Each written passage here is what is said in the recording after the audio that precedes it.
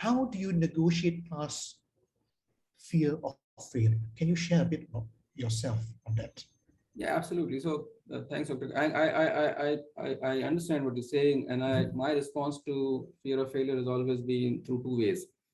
One is curiosity, and because if you're curious, it will pull you inside. Yeah. And second is the courage.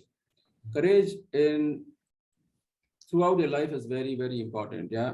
And to deal with fear of failure, and something someone told me many, many years back, and I never forget about it. He said micro courage. Yeah, micro courage is putting yourself into things where the risk of failure is small. Yeah, and that can be anything. And if we are practicing micro courage, doing something uncomfortable every day, yeah, which is good, which is meaningful, we get into a habit of taking bigger courageous decision over a period of time.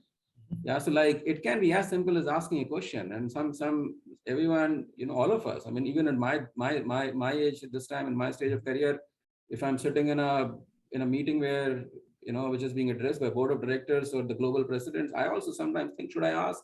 Should I not ask this question? Would I look stupid? And this is again a fear of failure. How will they look at me? Yeah, and sometimes taking a decision, I don't know whether I will succeed, I will not succeed, but if you have enough information, the word that I have coined for myself is a micro courage.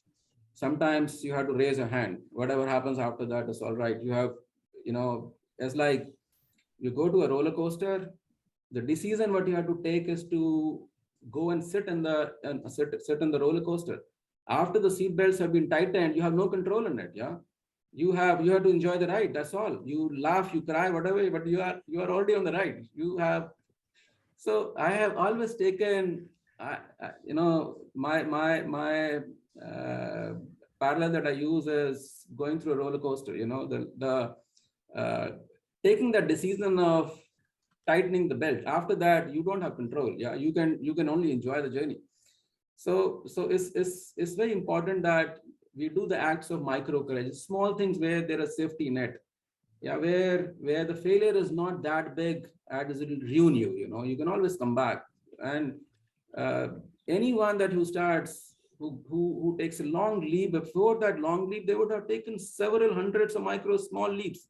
No one takes in their life very, very, that sometimes might be stupid, but before you take a long leap, you have to take hundreds of small leaps. And once you get good at these taking small leaps, a long leap happens on its own.